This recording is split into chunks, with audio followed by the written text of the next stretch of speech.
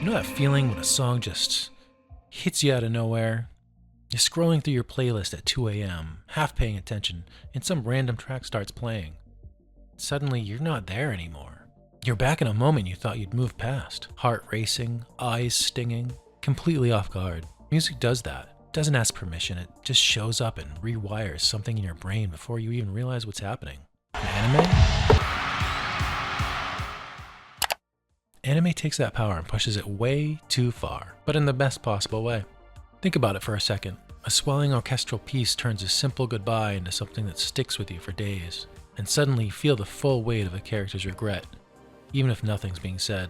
Shows like Your Lie in April don't just use classical music, they weaponize it. You're not watching a scene anymore, you're just sitting there wondering why a fictional piano ruined your evening. Attack on Titan drops tracks that make every Titan charge feel like the end of the world, even when you already know it's coming. And Cowboy Bebop?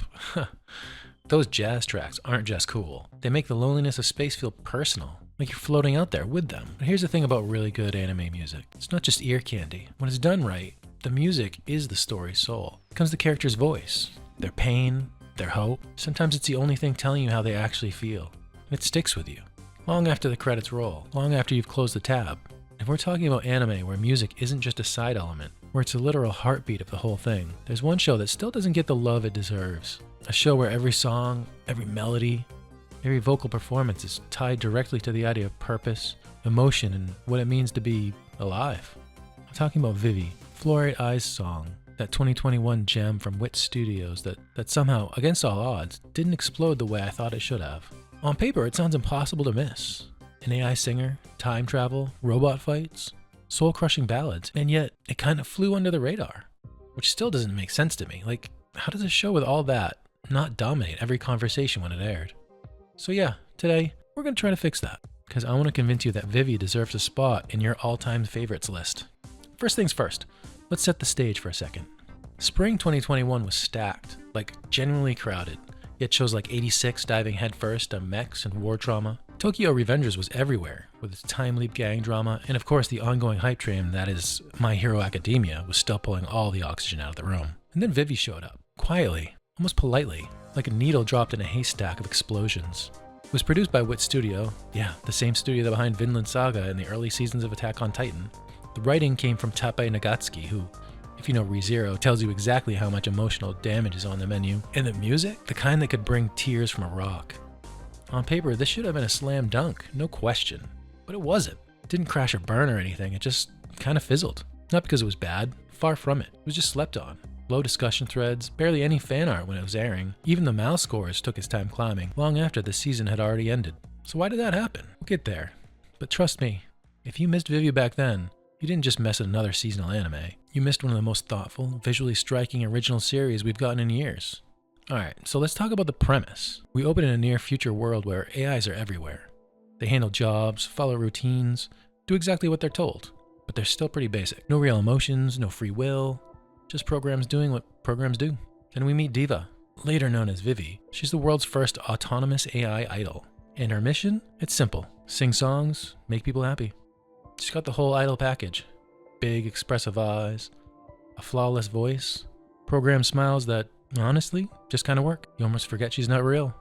And then things take a turn. Out of nowhere, a floating AI cube named Matsumoto shows up. He claims he's from 100 years in the future. And according to him, that future's bad. Like, full-on AI rebellion, humanity wiped out, end of everything bad. And the cause? A handful of key moments in history. They call them singularity points. Tiny decisions that spiral into apocalypse. Matsumoto's plan is to stop them. And for some reason, he thinks she's the one to fix it. Vivy, like myself, was understandably confused. She's just a singer after all. And Matsumoto's response is basically, yeah, that's exactly right. Because idols are timeless. They endure, they reappear when people need them, and that makes her the perfect constant across decades.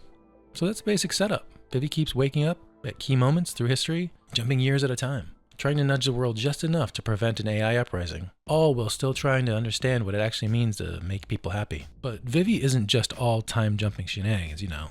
Each arc plays out like its own little tragedy. Bite-sized, self-contained, basically a stack of mini-movies spread across 13 episodes. One might involve a rogue AI politician pulling the strings. Another drops you into the space hotel disaster. Another gets real personal with a sister AI that goes wrong in all the worst ways. And through all of it, Vivy actually changes.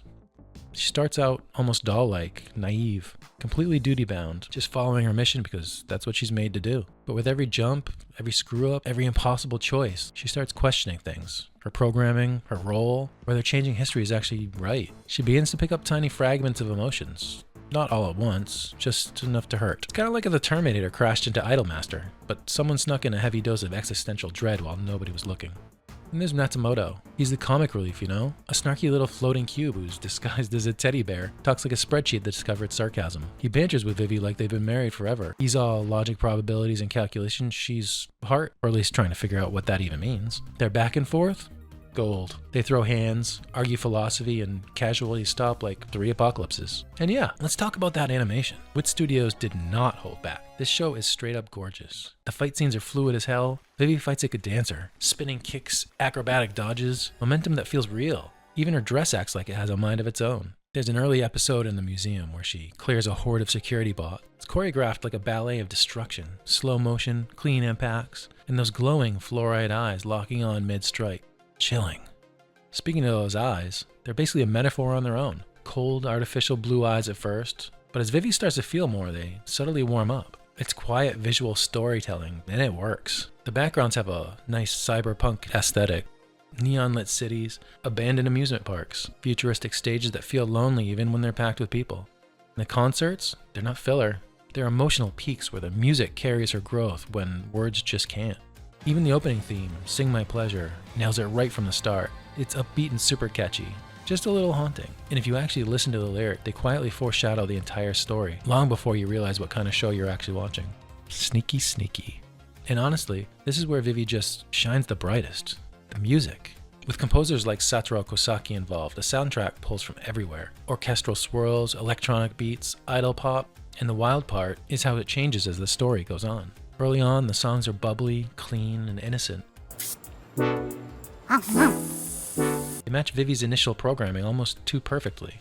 But as the arcs progress, music deepens. You start hearing sorrow, regret, and hope tangled together. There's an insert song later on that's basically just piano and vocals, and absolutely wrecked me. No spectacle, no big drops, just raw vulnerability. That's the genius.